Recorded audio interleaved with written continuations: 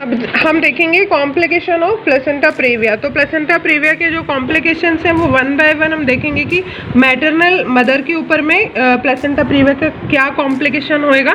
तो during pregnancy हम देखें तो सबसे पहले प्रेगनेंसी के दौरान प्लेसेंटा प्रीविया के कारण से क्या कॉम्प्लिकेशन हो सकता है, माल प्रेजेंटेशन।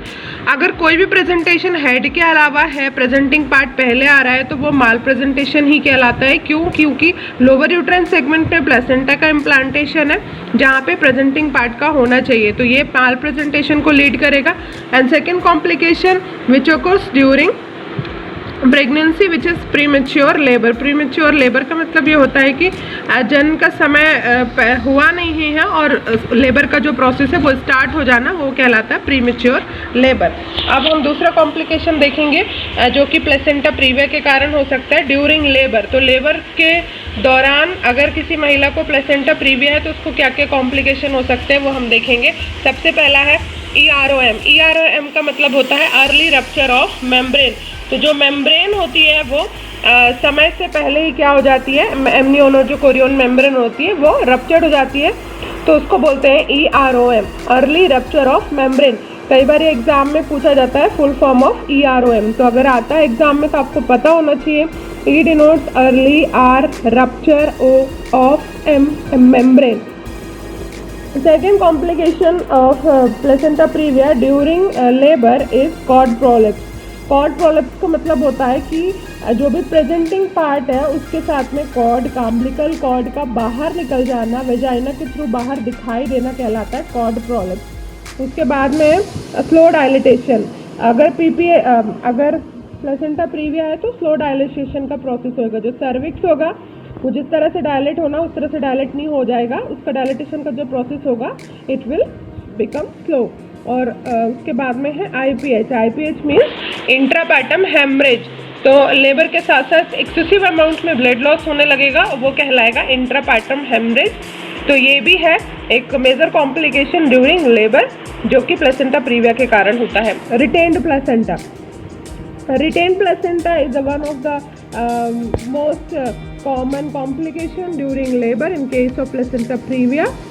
कि कुछ पार्ट जो होता है प्लेसेंटा का वो कहाँ रह जाता है, inside the uterine cavity, it is called retained placenta. और सबसे बड़ा जो डेंजरस कॉज है प्लेसेंटा प्रीविया का ड्यूरिंग डिलीवरी ये होता है PPH।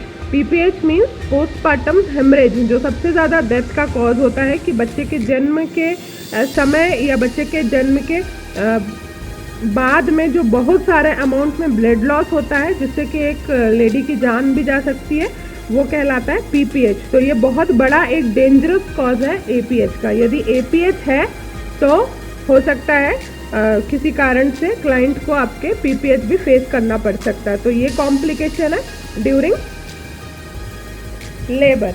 उसके बाद हम देखेंगे पिपेरियम। तो पिपेरियम एक पीरियड है जिसमें कि प्रेग्नेंट स्टेट में जो भी चेंजेस आते हैं रिप्रोडक्टिव ऑर्गन्स में, वो सारे के सारे ऑर्गन्स नॉर्मल स्टेट में आना क्या कहलाता है, पिपेरियम कहलाता है। ये पीरियड शुरू हो जाता है बच्चे के जन्म से लेके 6 वीक्स तक का, 6 हफ्तों तक का जो समय होता है वो पिपेरियम कहलाता है। तो इन पिपेरियम के पीरियड्स में, जो 6 हफ्ते का पीरियड, इसमें क्या कॉम्प्लिकेशन होंगे यदि आपका क्लाइंट प्लेसेंटा प्रीविया से सफ़र कर रहा है तो सेप्सिस हो सकता है। क्यों हो सकता है सेप्सिस? क्योंकि जो भी ऑपरेटिव इंटरफेरेंस का कॉज बढ़ जाता है प्लेसेंटा प्रीविया में। और उसके बाद में प्लेसेंटल साइट्स के जहाँ पे प्लेसेंटा का इम्प्लांटेशन है नियर विजाइना, वहाँ पर भी क्या हो सकता है, सेप्सिस हो सकता है। एनीमिया है तो वो हो सकता है, डेविएट कर सकता है क्लाइंट को सेप्सिस की कंडीशन के लिए। अभी second complication during puerperium due to placenta previa it's subinvolution of the uterus. So subinvolution का मतलब क्या होता है? इन्वॉल्यूशन एक ऐसा प्रोसेस है जिसमें जो यूट्रस होता है पर डे इन्वॉल्यूट होता है, क्योंकि हम जानते हैं कि जो यूट्रस रहता है उसके मसल्स और उसमें क्या हो जाता है, डिस्टेंशन हो जाता है और वो डिस्टेंडेड हो जाता है। तो डिस्टेंडेड यूट्रस एकदम से बच्चे के जन्म के बाद में नॉर्मल पोजीशन में नहीं आता है, वो उसको नॉर्मल पोजीशन में आने के लिए 6 वीक्स का टाइम लगता है।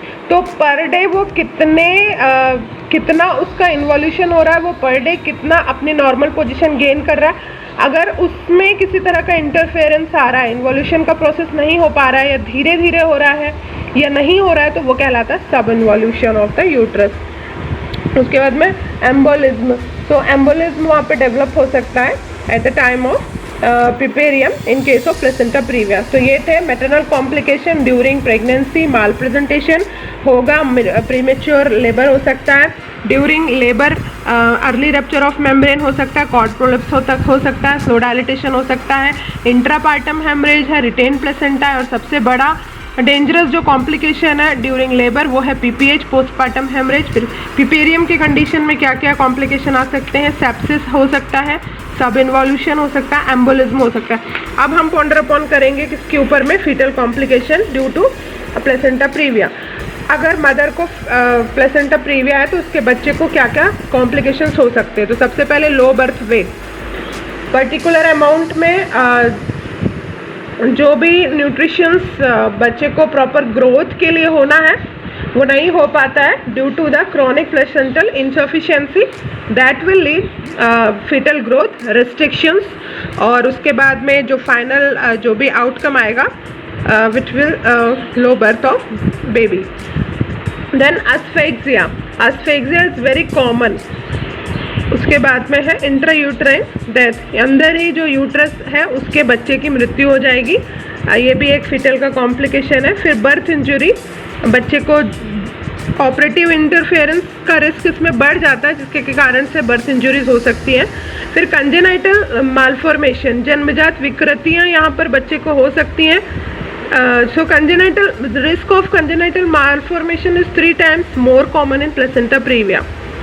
And the last complication of fetal due to placenta previa is maternal and fetal morbidity and mortality. ये विकृति, बीमारी या इससे होने वाले रिस्क या मृत्यु दर जो है वो बढ़ जाएगा, माँ का भी और बच्चे का। तो ये था कॉम्प्लिकेशंस और डेंजर और रिस्क ऑफ प्लेसेंटा प्रीविया।